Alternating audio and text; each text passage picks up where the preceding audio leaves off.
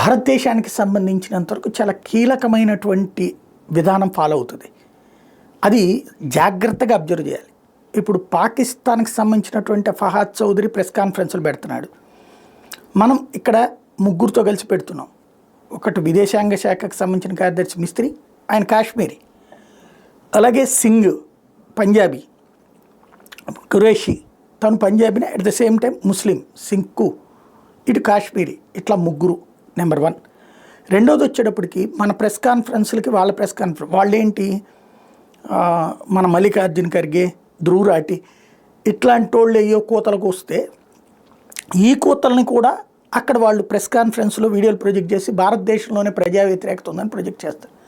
మనం అట్లాంటివి ఏం చెయ్యం, ఏది నిజమో అది మాట్లాడతాం. ఇంకొకటి, వాళ్ళు భారత్లో ఎయిర్ బేసులు పగలగొట్టేసాం, లేకపోతే సైన్యాన్ని చంపేసాం, లేకపోతే రఫేల్ కూల్చేసాం, ఇట్లాంటి ప్రెస్ మీట్లోనూ చెప్తారు.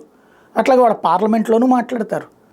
అదే సందర్భంలో వాళ్ళకు అనుగుణంగా చైనా వాళ్ళకి సంబంధించిన మీడియా, అట్లాగే ఇరాన్కి సంబంధించిన మీడియా, టర్కీకి సంబంధించిన మీడియా, అజర్బైజాన్కి సంబంధించిన మీడియా ఇవే ఫోకస్ చేస్తూ ఉంటాయి. కానీ మన సైన్యం అక్కడ ఎయిర్ బేసులు ధ్వంసం చేసాం, నేవీకి సంబంధించినవి ధ్వంసం చేసాం, అయ్యేం మాట్లాడరు. ఓన్లీ పాకిస్తాన్ ఎస్కలేషన్ మేము డిఫెండ్ చేస్తున్నాం, ఇంతే. ఇది తెలివితేటలు. మనోళ్ళు కొంతమంది మనోళ్ళు చెప్పకుండా మీరందరూ ఎట్లా చెప్తారు, నేను అదే చెప్పా.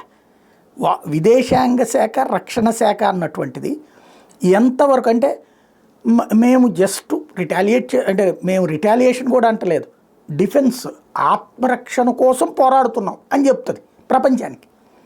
సేమ్ టైం చావ చితకబాతుతూ ఉంటుంది సైన్యం. అక్కడ వ్యూహం ఉంటుంది, మనం గమనించాల్సింది వ్యూహం. మన సైన్యాధికారులు ఏమీ చెప్పలేదు, అక్కడ ఏమీ జరగలేదు అని నమ్మితే ఎవరిష్టం వాళ్ళది.